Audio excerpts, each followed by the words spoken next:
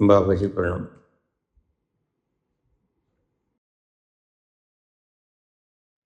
हमारी astral travelling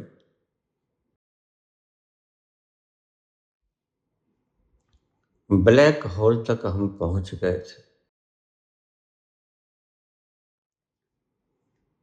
कृपा करके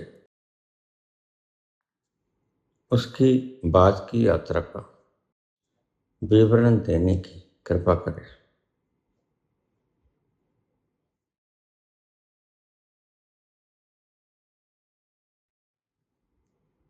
हम यहां से सप्तर्षि सौरमंडल को क्रॉस करते हुए सप्तर्षि से ध्रुव और ध्रुव से आगे ब्लैक होल। पहली बात तो तुम्हें बता दूं कि ब्लैक होल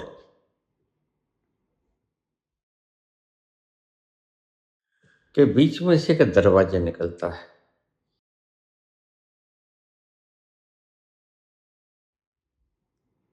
उस ब्लैक होल के दरवाजे में से झांकने से पता चला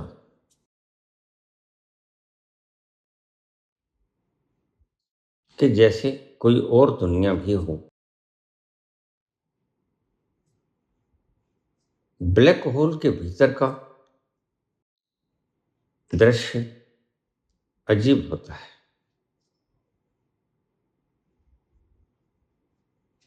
क्योंकि मैं वहां अशरीरी होके गया था। सूक्ष्म यात्रा थी मेरी। और जो अशरीरी देही है वह किसी भी टेम्परेचर पर पिघलता नहीं।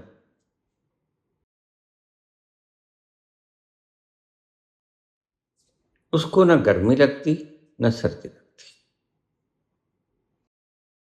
आग में भी हम फूंक देते हैं मुर्दे को तो स्थूल देह ही जलता है, सूक्ष्म नहीं रहती।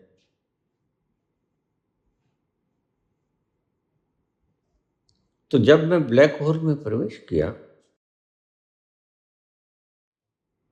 तो मुझे ऐसा लगा ब्लैक होल बहुत दूर तक फैला हुआ है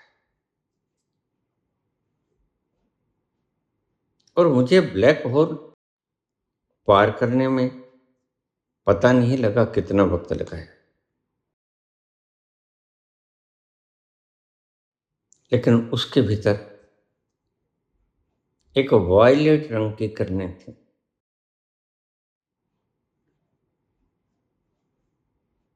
और वो किरणें रोम कर रही थी, इधर से उधर घूम रही थी।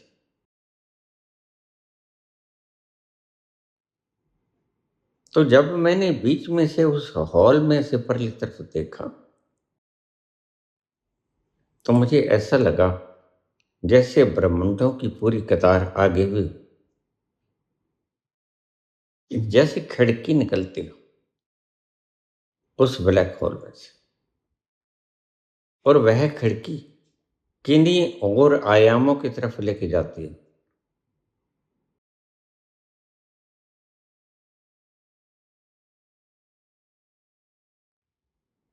धीरे धीरे धीरे धीरे ब्लैक होल के भीतर इतनी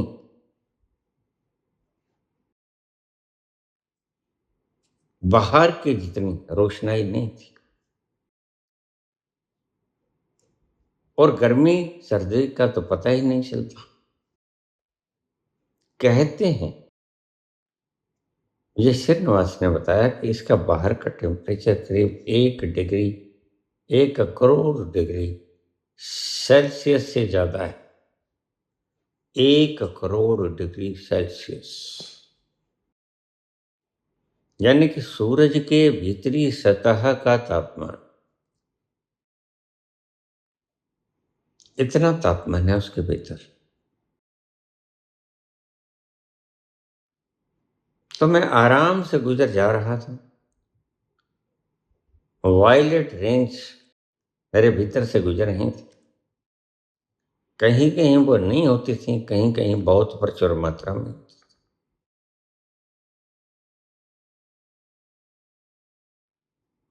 मैंने उस सब को क्रॉस करके जैसे ही मैंने ब्लैक होल के दूसरे द्वार से एग्जिट किया अपने आप को,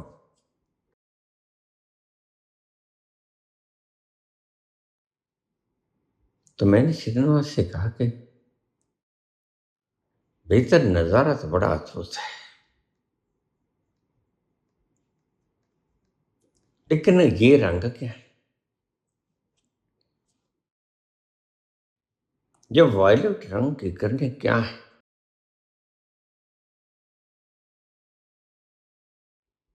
क्योंकि मैं अपने आप को हल्का महसूस कर रहा हूं।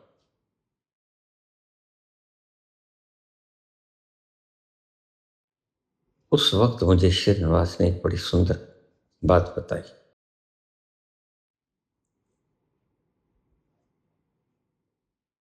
उसने मुझे बताया कि ये वॉयलेट रंग की किरणें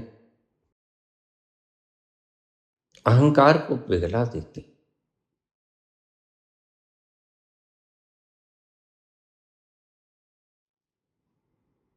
तो मैंने कहा फिर और रुकना ठीक ना होगा,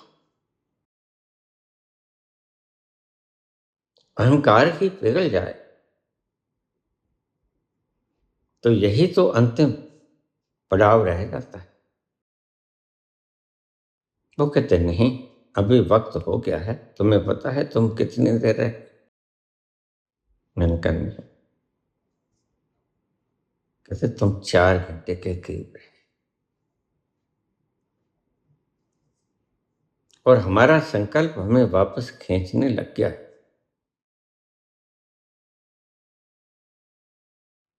और थोड़ी देर में हम मेरी चारपाई के ऊपर था। सुबह के 4 बज चुके थे। ईश्वर ने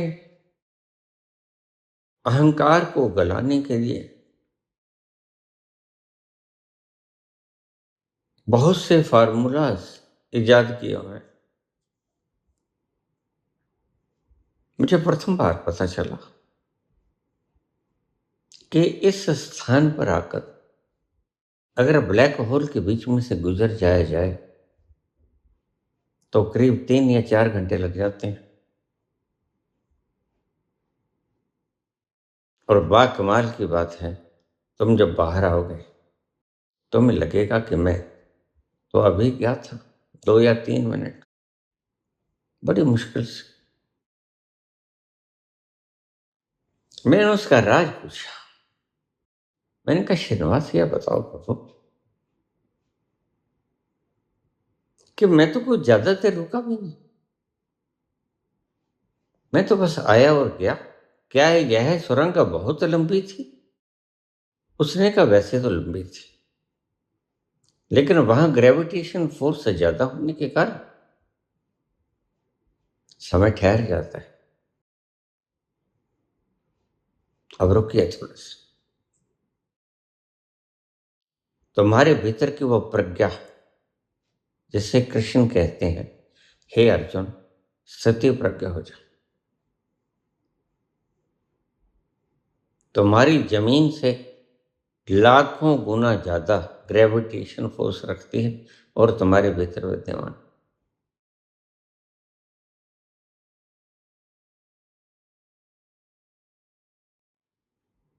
इसलिए जब तुम उसके पास ठहरोगे तुम्हारा मन बिल्कुल शून्य हो जाएगा।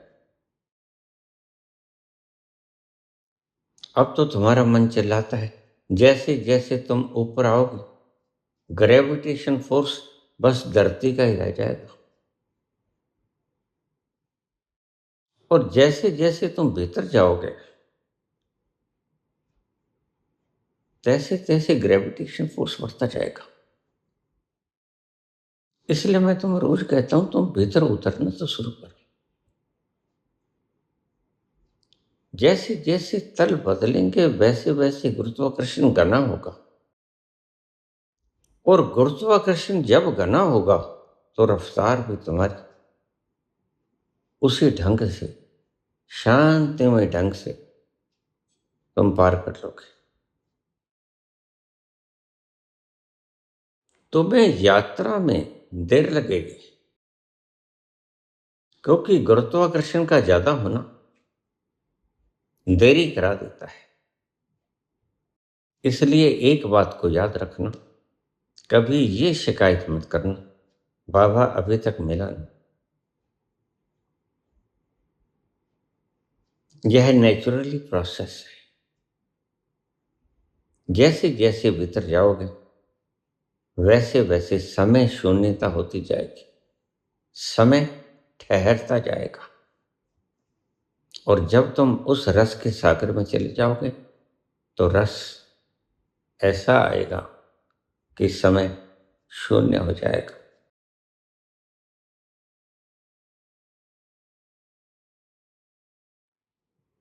और समय की ही तो सारी कहानी है। समय ही तो पास करने के लिए तुम मूवी देखते हो, ताश खेलते हो, गुंडागर्दी करते हो, राजनीति करते हो। समय तुमसे बताए बीतता नहीं।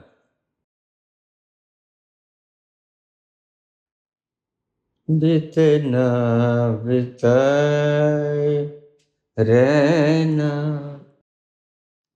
बीती ना बिताए रहना, बिरहा की जाई रहना, भीगी हुई अखियों ने लाख बुझाई रहना, बीती ना बिताई रहना।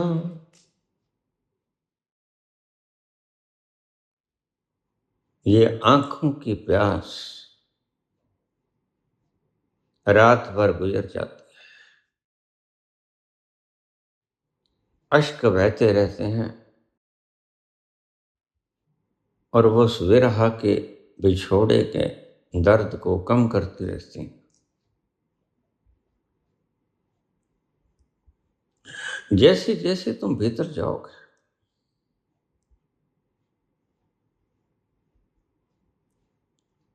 वैसे वैसे वह प्रेम ज्यादा होता जाएगा। और इस फार्मूला को याद रख लेना,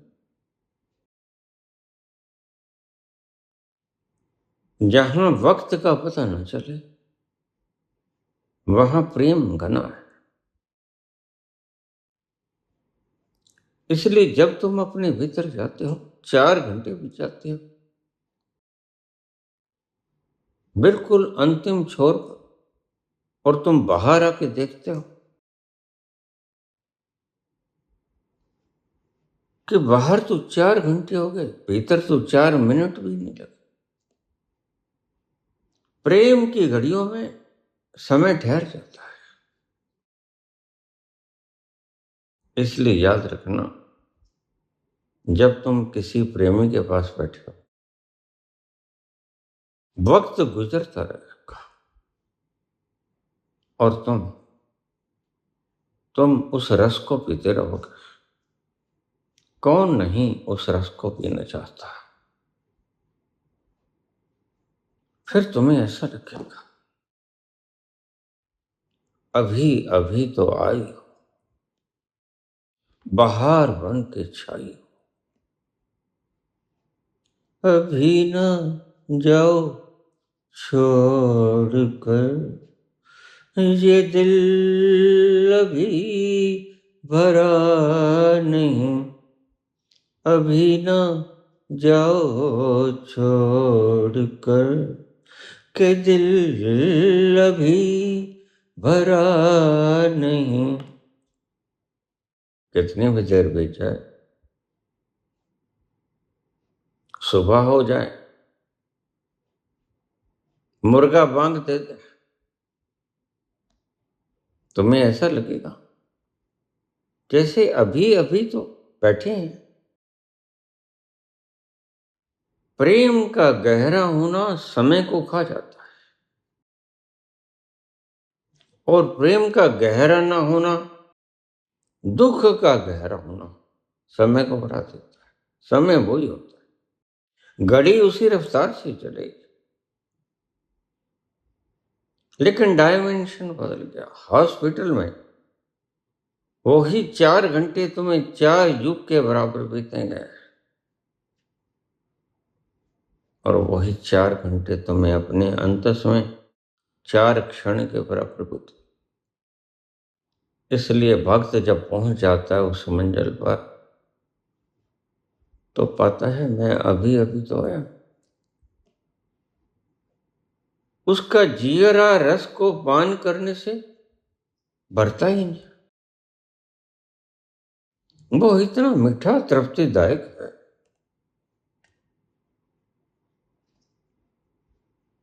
वो सोचता है अभी अभी तो आए ही हैं। लेकिन नहीं, तुम रात के 10 बजे के बैठे, सुबह 4 बज गए, 6 घंटे। सुख की घड़ियों में समय ठहर जाता है, और दुख की घड़ियों में समय स्ट्रेच हो जाता है, बढ़ जाता है। दुख की घड़ियां बीते ना बिताए रहना, ऐसी दुख की घड़ियां होती हैं। और सुख की घड़ियां अभी न जाओ छोड़कर, ये दिल अभी भरा नहीं, ये सुख की घड़ियां हैं। और दोनों तुम्हारे भीतर हैं। तुम बाहर खड़ मस्ती करने निकल जाओगे, समय बीतने से बीतता नहीं। ताश खेलोगे, इधर उधर जाओगे, आवारागर्दी करोगे, गलियों में घूमोगे, बदमाशी करोगे,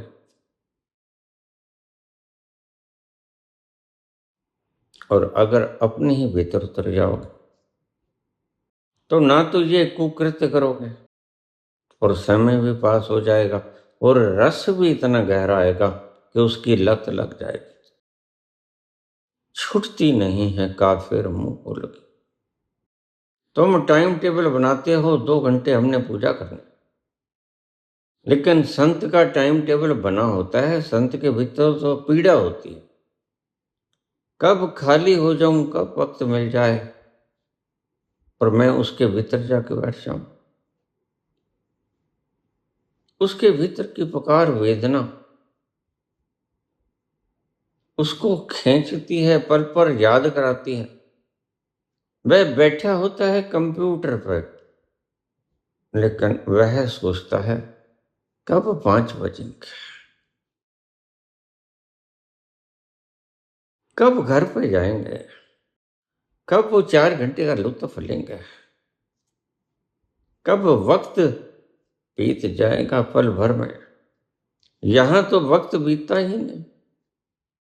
काम में कभी वक्त नहीं बीता करता, काम में वक्त लंबा हो जाता है। तुम जानते हो कि पता नहीं कितना काम कर लिया, अभी 2 ही घंटे बीते होते हैं।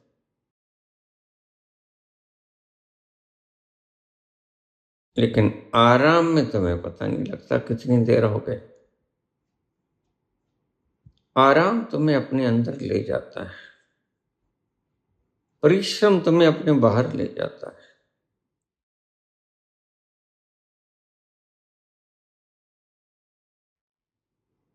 तो जब मैं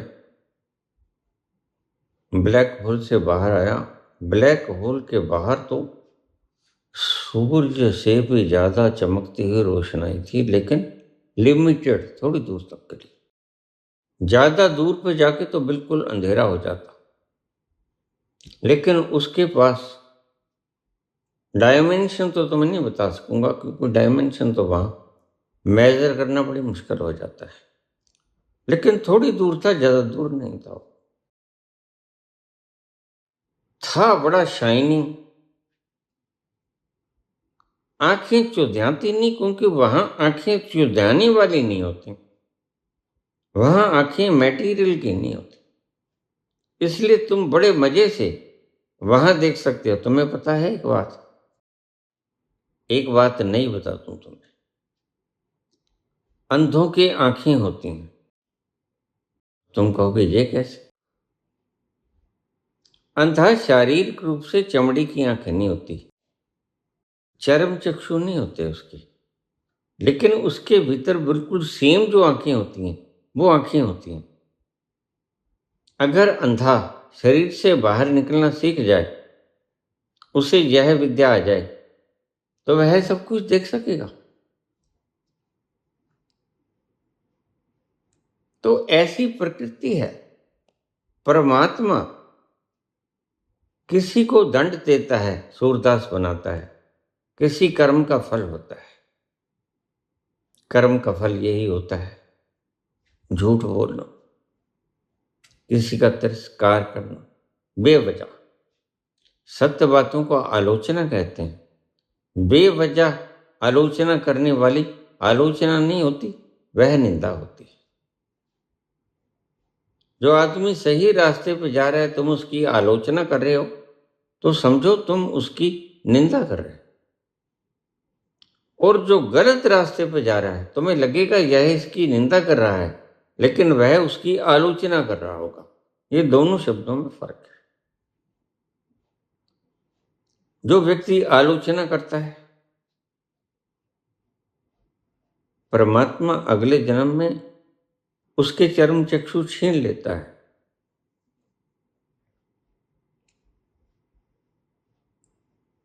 उसके दंड देने के अपने विधान और बड़े साफ सुथरे।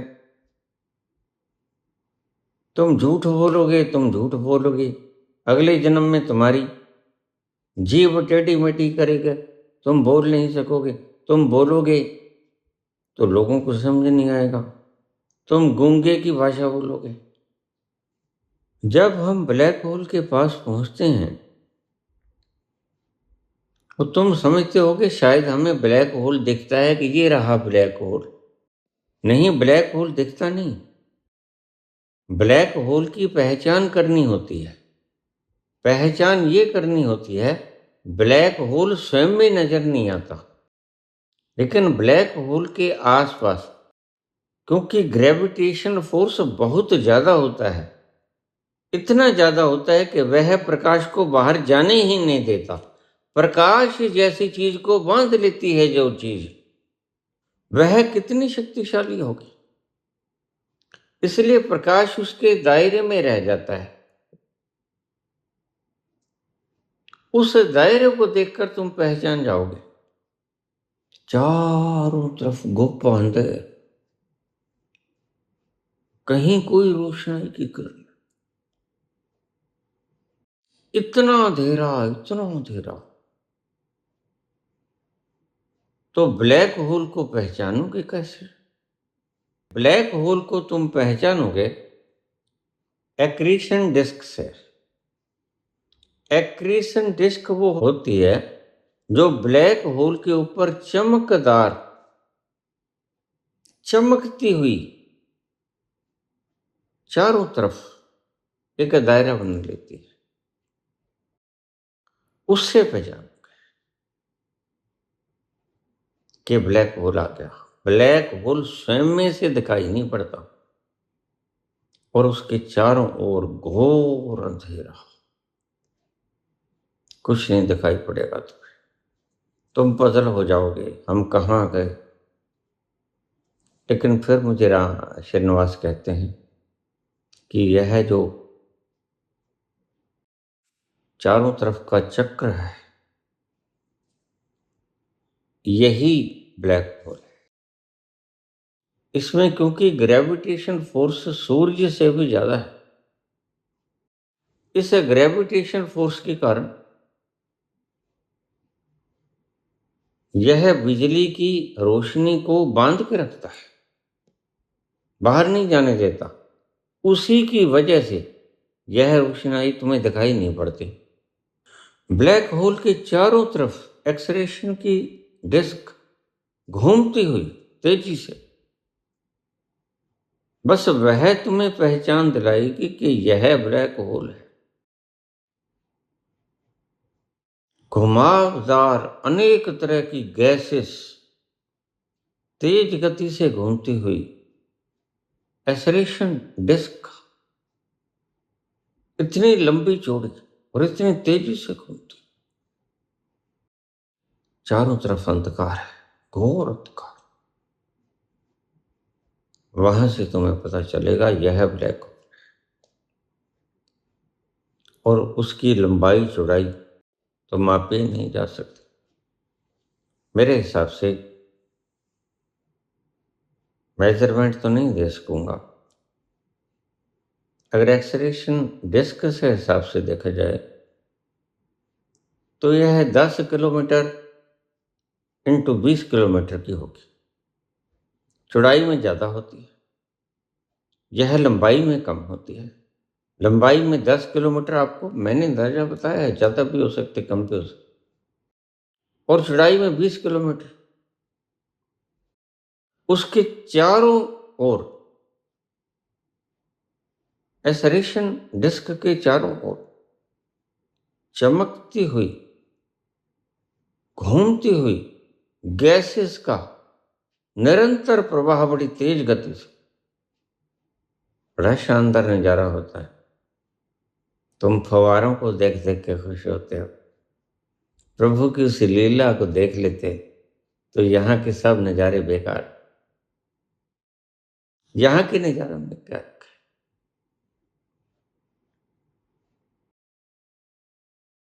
जो नज़ारा तेरी आंखों में है,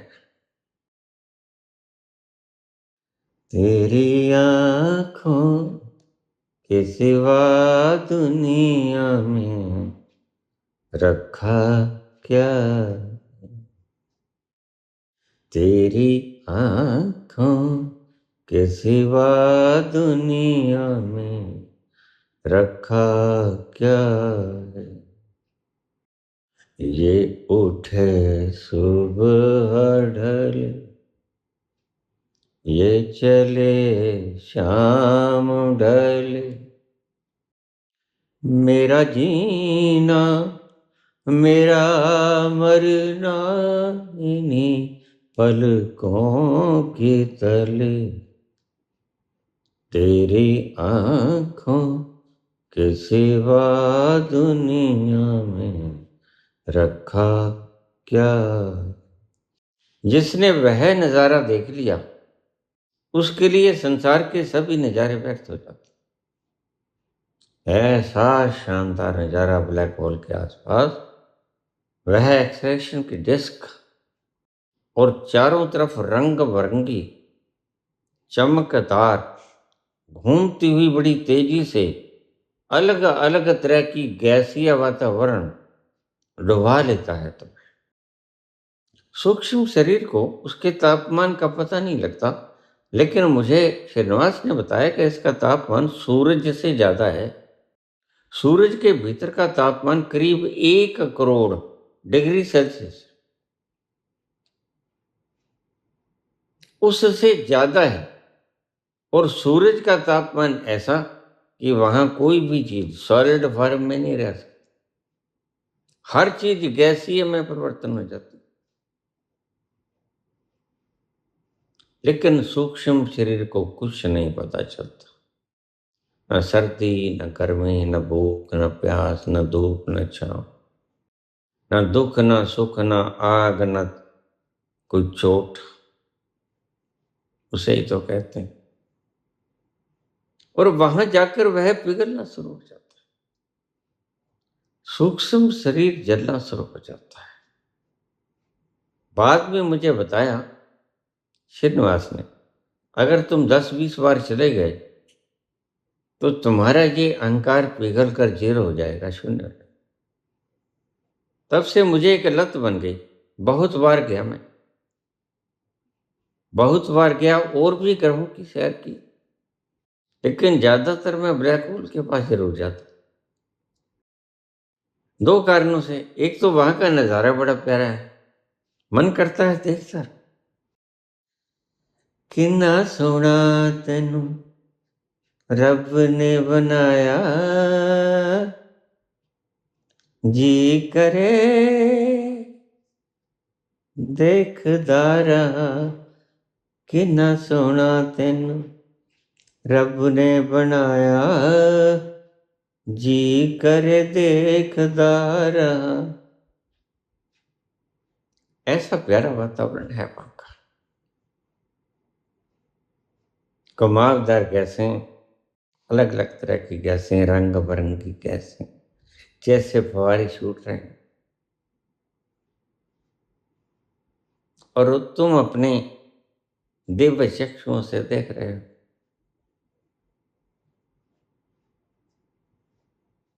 तो ज्ञात और भी ग्रहों पे, लेकिन सबसे ज्यादा प्रकृति का सुंदर नजारा मुझे ब्लैक होल के आसपास ही नजर आया।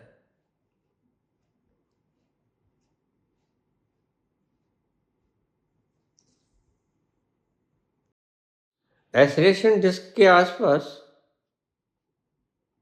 करोड़ों डिग्री तापमान पर घूमती हुई, अनंत गति से घूमती हुई वो प्रकाश की किरणें, चमकीली वैसी चमक संसार में तो है नहीं। अजीब ही तरह की चमक है, मानो प्रकाश का महासागर हो, सागर नहीं महासागर हो, ऐसा प्रतीत होता है। यह विवरण है, ईश्वर करे तुम भी एक दिन वहां जाकर मेरे इस अनुभव को सत्यापित कर सको। यह मेरी आकांक्षा है। देखा तो औरों ने भी होगा, बाबा नानक ने देखा, कबीर ने देखा, कृष्ण ने देखा।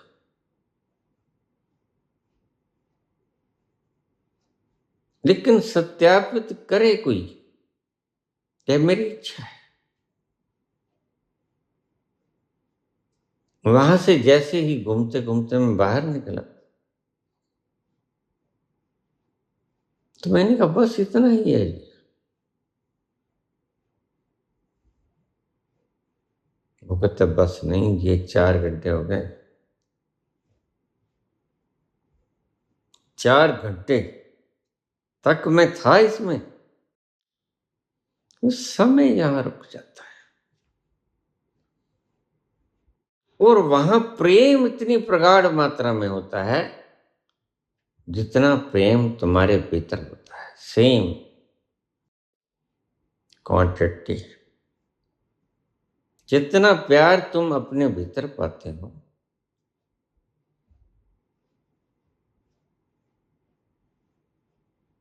उस बूंद के हम प्यासे हैं, बिल्कुल उतना ही प्रेम वहां बरसता है। इसलिए इतना मजा आता है। ओ प्यार का सागर है,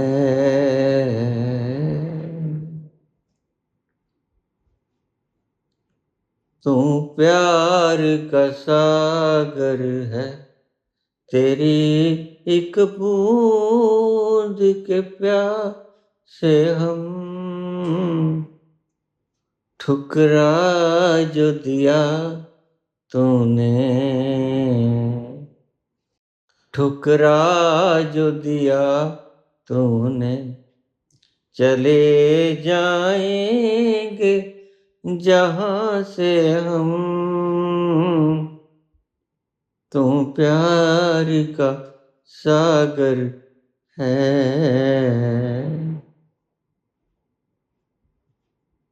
इतना प्यारा नजारा परमात्मा ने बनाया है,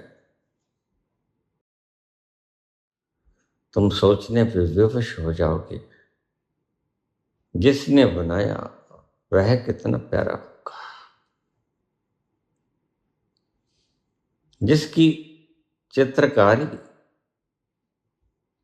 इतने प्रेम के रस को बरसा रही है वह स्वयं कैसा होगा, तुम सिर्फ कल्पना ही कर सकते हो। वह जब मेरे पास आकर बैठता है तो तत्क्षण में अपनी शुद्ध बुद्ध खो देता हूं।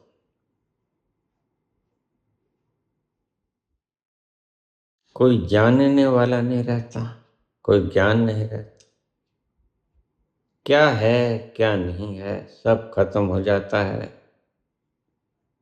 ना तो ईगो रहती है मैं कौन हूं, ना वक्त रहता है, समय कहाँ है, ईगोलेसनेस, टाइमलेसनेस, और वह आता रोज है,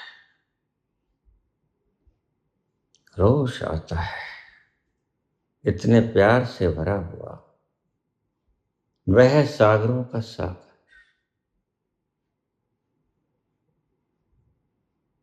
यह कोई कल्पना या उपन्यास नहीं है, यह हकीकत है। तुम चारों ओर देखो,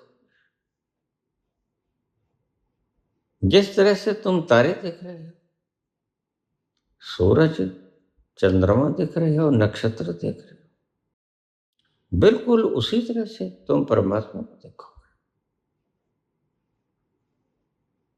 और देख देख के हैरान। इस हैरानी का कोई परवाह नहीं, इतना सुंदर।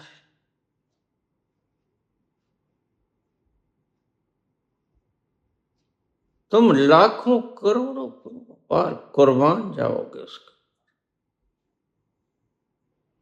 तेरी सृष्टि ही इतनी निराली है, तो तू कैसा निराला होगा। और वह कैसा निराला तब पता चला जब वह प्रथम बार मेरे सामने आकर बैठ गया। प्रेम का वह सागर, जिसको सारा संसार एक बूंद को पीने के लिए लाल आई थी,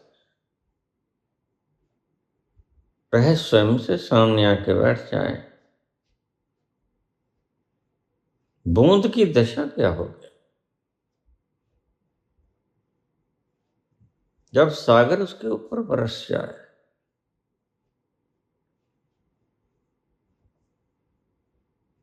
भला सोचोगे तुम कि बूंद की दशा क्या होगी। तुम इमेजिन करो,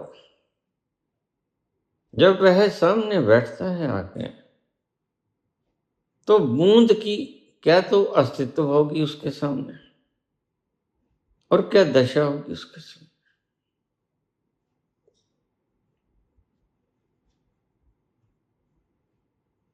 उसका आना जैसे ही बुझे हुए दीपक को रोशन कर देना है।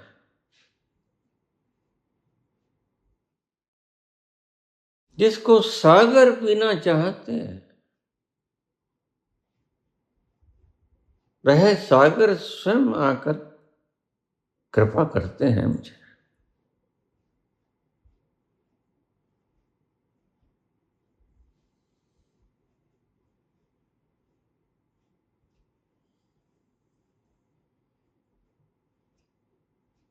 मैं स्वयं को धन्यभागी न कहूं तो और क्या कहूं।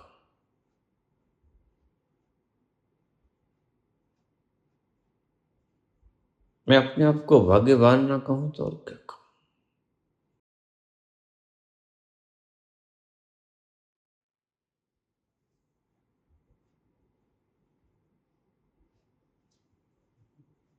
जीवन से भरी तेरी आंखें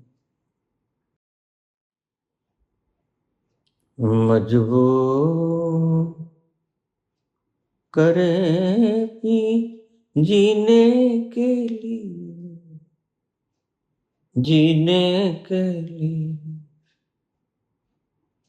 सागर भी तरसते रहते हैं,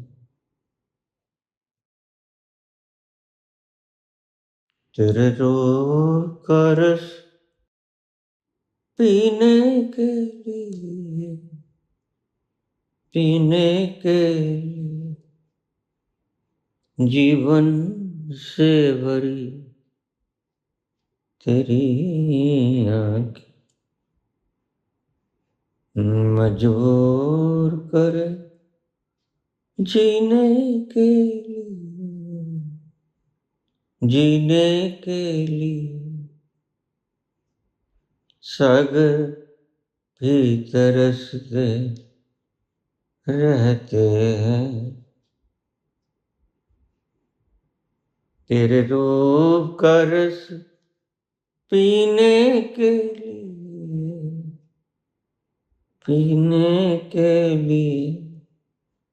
अब और नहीं बोला जाएगा। अच्छा, क्षमा चाहता हूं।